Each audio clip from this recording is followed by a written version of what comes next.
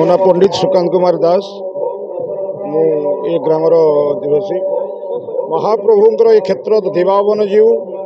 ये महाप्रभु ये बराल पोखरी ग्राम रे सेवक प्रतिमा प्रतिवंश सेवक मान द्वारा पूजित एवं ये राजा अयमारंभ ये बराल पोखरी राजा अयमारंभ ये मंदिर रे अधिपति जो दधिबामन जो महाप्रभु अच्छा ये महाप्रभु ओडिशार एक विरल मंदिर कहले अत्युक्ति हम ना कारण केतोटी निर्दिष्ट स्थान रे यही मंदिर थाए एवं दधिबावन जो नाम रे पूजित होता आज ये मंदिर रे तो पूजा होउथिला किंतु यज्ञर आयोजन हेउनथिला 2013 मसीह ये मंदिर प्रथम अयमारंभ श्रीमद भगवत गीता एक दिवसीय यज्ञर आरंभ करा जायतिला सेथिरे मु थिली एवं आमर गोपाल चंद्र पति महोदय थिले एवं सुरेश पति महोदय थिले एबडी आउ किछि जण ए ग्रामर किछि लोकଙ୍କୁ धरी आमर एक दिवसीय गोटे यज्ञर आरंभ करा हेतिला द्वितीय वर्ष 2014 मसीह आस्ते आस्ते से यज्ञ 3 दिवस पंचम दिवस पहुँचला एवं ग्रामवासी मन अकुंठ दान अकुंठ भक्ति भाव 5 दिन व्यापी आमर यज्ञर आयोजन करागला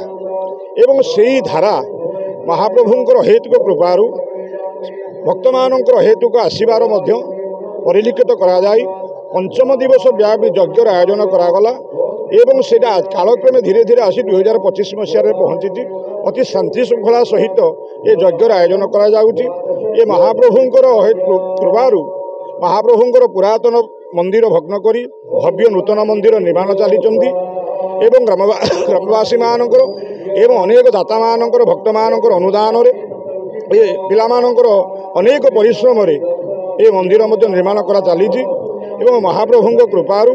आज महाप्रभुंकर पूर्णाहुति होउचंती एवं बहुत बड़ आयोजन सहकार महाप्रभुंकर अति आशीर्वाद एवं कर्मात्मक भाव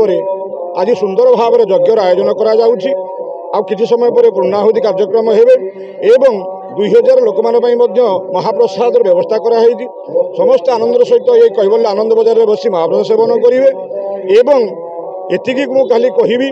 ये ग्राम को महाप्रभु तंकर चक्र रे बाहर करी पतितपावन नेतरे बांधिक रखि थांतु एवं समस्त मंगल विधान करंतु विश्वर मंगल हो दधिबावन जो समस्त गुहरे रोग व्याधि विनाश करी धर्म अर्थ कम मोक्ष चतुर्वर्ग फल प्राप्त करंतु समस्त आयु आरोग्य प्रदान करंतु समस्त पिला माने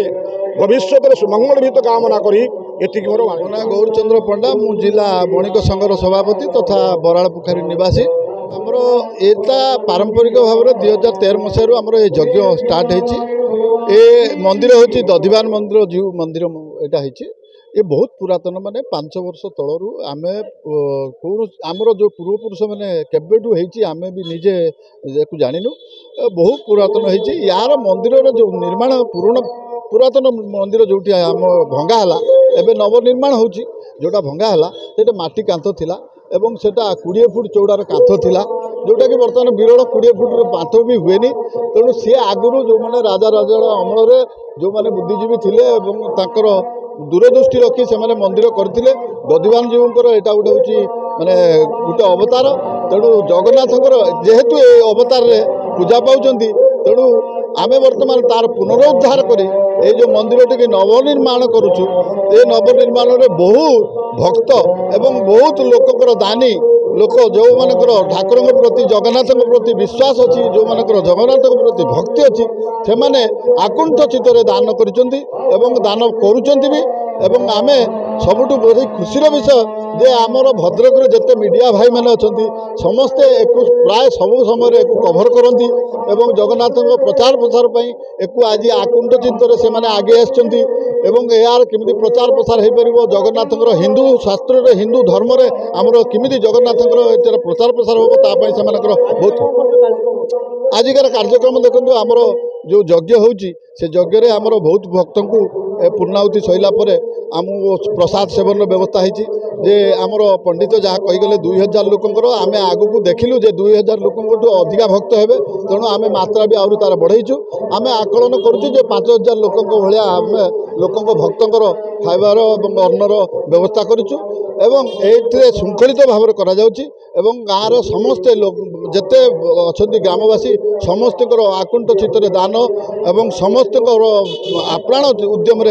जिनस को आम समापन करुचु मु धन्यवाद देवी ए गाँव में समस्ते मिलमिशि जगन्नाथ प्रचार प्रसार कर जगन्नाथ को पाखे स्मरण करुच्ची स्मरण भगवान को डाकुची जे यार जमी उत्तर उत्तर उन्नति हो। श्री शुभेन्दु कुमार मिश्र 1 नंबर वार्ड स्थित दधिबांजु मंदिर 600 वर्षर मंदिर ए मंदिर सर्वपुरातन मंदिर ए अंचल आज आम समाजर कल्याण पर विश्व शांति महायज्ञ अनुष्ठित होउछि। दधिबांजु मंदिर वर्तमान दधिबांजु मंदिर निर्माण चली आगामी दिन में मंदिर प्रतिष्ठा होब ग्रामवासी मानकर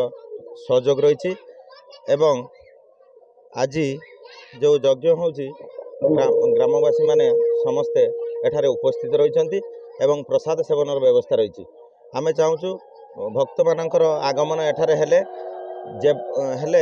निश्चय मंदिरटी 2026 मसीहा सुधा निर्माण सरिब एवं दधिबांजु सेठारे प्रतिष्ठा हेबे।